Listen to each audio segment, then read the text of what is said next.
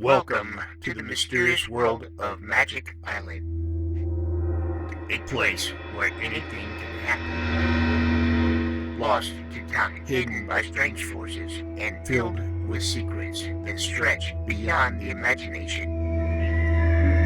Our heroes have set sail into the unknown, where adventure, danger, and discovery await them at every turn. Each episode brings them closer to unlocking the island's mysteries, but with new challenges.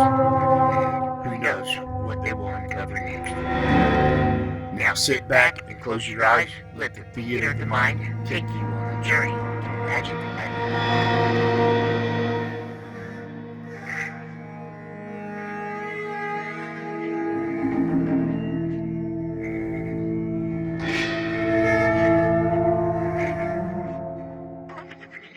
The magic island of Euclidia, home of a colony of mad scientists, would be a weird enough place to visit on a sightseeing tour. But it becomes fearful indeed to the little party of worldly people imprisoned there.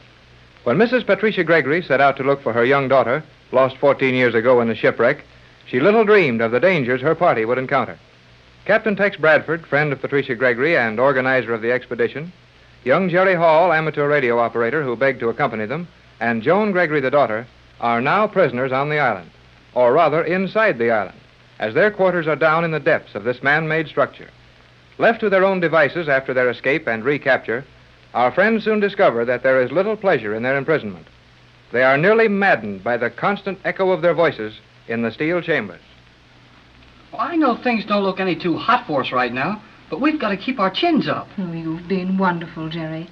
I think yours is the strongest will of all. And I'm willing to admit that I'm not apt to be much help about getting us out of this place. Jerry is quite right in putting forward a brave face, even though intelligent thought would rule it useless. Now, look here, Joan. Nobody's going to rule my face useless. My reference was to your attitude rather than your appearance. However, if we are to enter into discussion of the matter, exactly what value does your face have? Did you hear that?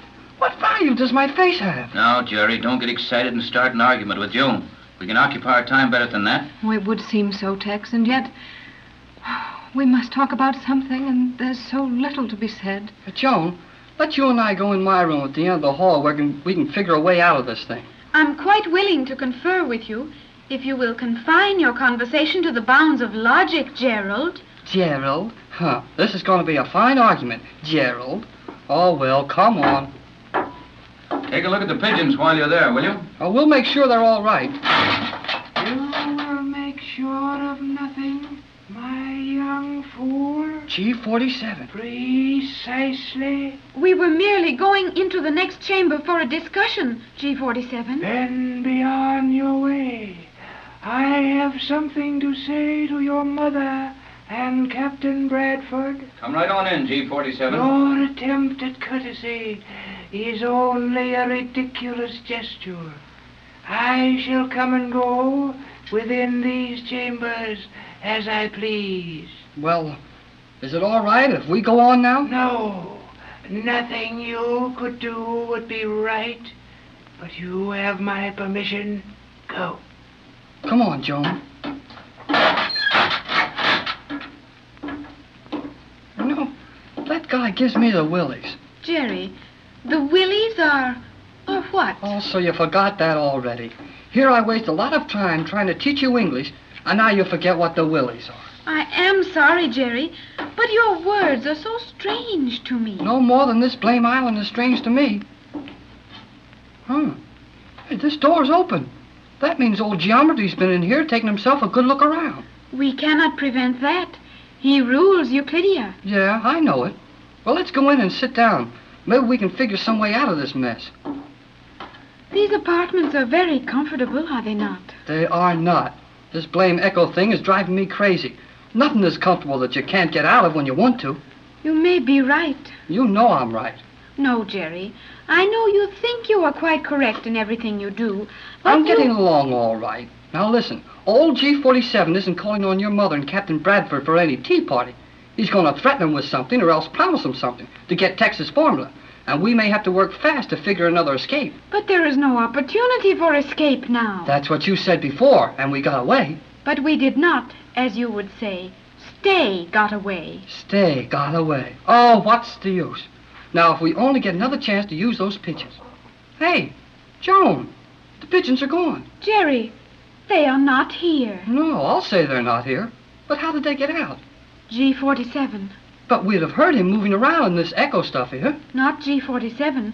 He would make no sound. No sound in this place? Did you hear any footsteps when he came to the door? Golly whiskers, Joan, you're right. It didn't make a sound. But when we walk around here, it sounds like a truck on cobblestones. We have been talking for a considerable period of time in Mother's apartment. Uh-huh. Long enough for him to do anything he wanted to. There have been no homing pigeons on Euclidia, to my knowledge, which is, of course, limited to the confines of information our scientists have stipulated as the maximum advisable for consumption at my age. Right with you, Joan. Those old boys have told you as much as they thought a kid could swallow. Gerald, I am not a kid. A kid Yeah, I is know. a- Don't tell me again. A kid is a young goat. Now, if you'll stop trying to educate me and listen to reason for a while, we might figure a way out of this. But there is no way out. G47 will not relax the vigilance of the Euclideans again. Our case is particularly hopeless since our escape. Why any more since that?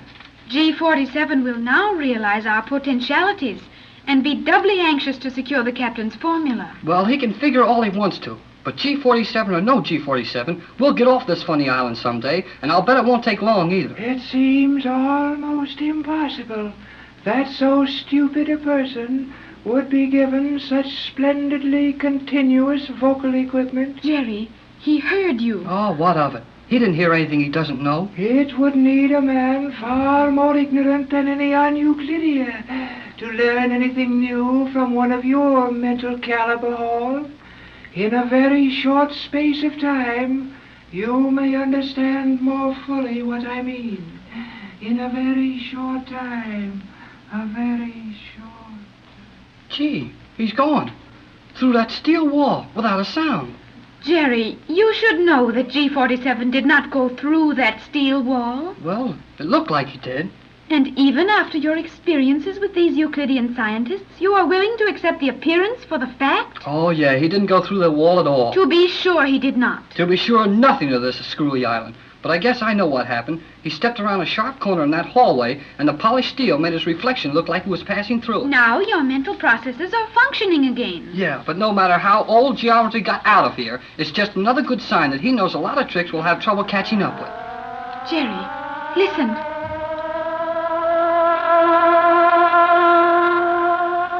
Yeah, that's a signal to submerge, isn't it? It is, and that would mean one of two things. Well, I know it means the island is in danger of being seen for one thing, but what's the other? Something which would mean the end of all our hopes. Huh? They're going to drown us? I think not, but it might be as well. Hey, listen, I don't like the way you say that. What goes on here? Here they are in here, Pat. Oh, Joan, Jerry, we've the most wonderful news. Observation would lead us to conclude that information of an optimistic nature would be welcome. Joan's afraid things are looking bad for us. Well, they don't look any too good. But with what we just found, there's every chance we'll get away from this island. What is it? The very thing we've been looking for every hour since we landed on this mad island. Look. A little black notebook. Well, The diary of the old sailor. is that it? That's it, boy, the old sailor's diary. And if it's as complete as we think it is, we'll know as much about this island as the Euclideans know. You will undoubtedly find much of value in that book. It wasn't even hidden. After G47 left the room, Tex and I started to get acquainted with our surroundings. And there, lying on a shelf in plain sight, was this book. And that old sailor spent years here, didn't he, Joan? Years in which he studied this island and waited for his chance to escape, and made entries of all he learned in this diary. That is true. Then that diary should tell us all we need to know to plan an escape from this place. Without doubt, it will tell us all we need to know to plan the escape. But, Joan, dear, why do you sound so hopeless? Oh, Joan is so afraid of these people, she doesn't realize the chance this gives us. I don't know about that. When Joan puts on the graveyard look, she's usually got a pretty good reason for it. But there couldn't be anything lacking in what this book means to us. We all agreed, and you were heartily in agreement with us on it, Joan, that if we could find this diary, it would quite possibly mean our escape. Where did you say you found this book? In Pat's apartment. And the book was not concealed? No attempt had been made to hide it? Why, no, dear. It was lying right in front of us. Huh. You're right, Joan. Maybe I'm thick, but I still don't see it. A book we wanted is still a book we want, no matter where it was found. Even if it had been left where you could not help but find it? Huh? Where we... Oh, golly whiskers. Joan, dear, we didn't find the book. It was simply handed to us. Yes, Mother. Then that means just one thing. The book isn't going to do us any good. Looks like that's it.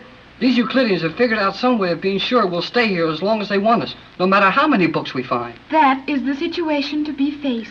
Oh, and I thought the little diary meant so much. Don't look so downhearted, Pat. That diary means plenty.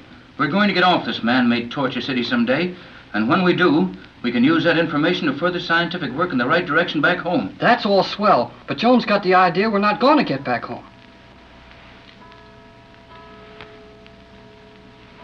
Did you hear that? That signal gong of theirs.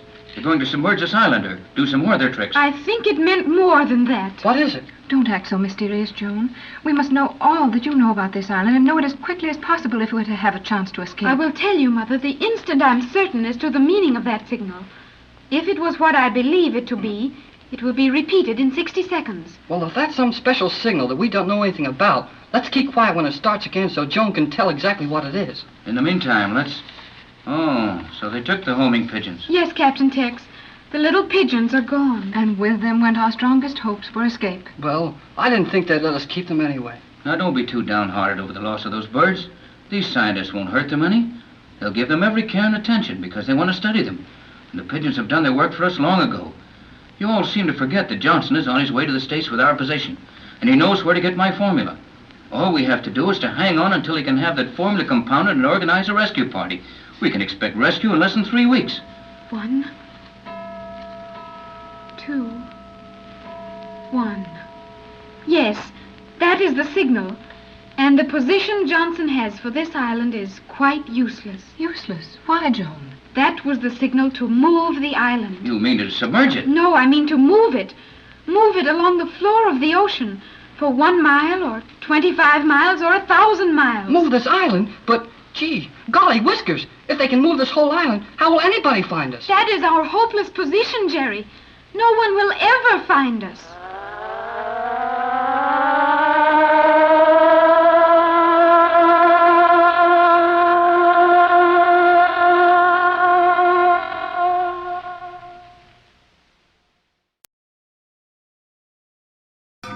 And so, another chapter closes on Magic Island. Our explorers have faced mysteries, dangers, and thrills. Yet, the island still holds its secrets close. What lies ahead? New allies? Or unexpected foes? Make sure you join us tomorrow to find out what awaits on Magic Island, where the adventure never ends. Right here on Golden Age Radio, rumble.com/C/GAR. If you're too impatient to watch all 130 episodes, one per day, there's a link in the description so you can watch all the videos you want all together.